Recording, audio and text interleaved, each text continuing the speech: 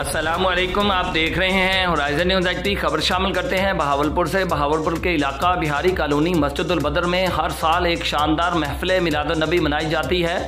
आज शेख बरादरी ने, जिसमें शेख रिजवान, शेख अख्तर, शेख अकबर, शेख आमर एक मुश्तरका मिलादुन नबी का इनकाद किया, जिसमें कसीर तादाद में आशिकान रसूल सल्लल्लाहु अलैहि वसल्लम ने शिरकत की। तकरीब में सबसे पहले तिलावत कुरान पाक पढ़ी गई और उसके बाद नाते रसूल मकबूल सल्लल्लाहु अलैहि वसल्लम से हाज़रीन के दिलों को मुनव्वर किया गया।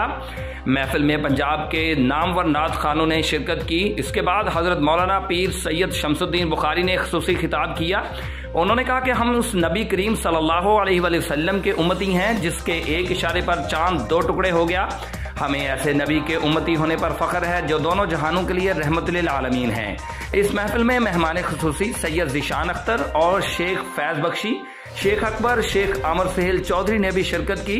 इंतज़ामिया शेख बरादरी, अलवी कुरैशी बरादरी की तरफ से तमाम आने वाले मेहमानों, नात खानों और आशिकान रसूल जो कसीर तादाद में शरीक थे, सबका दिल की गहराइयों से शुक्रिया अदा किया और कहा कि इंशाअल्लाह हर साल हजूर सल्लल्लाहु अलैहि वसल्लम वसल्लम की आमद की खुशियां मनाते रहेंगे।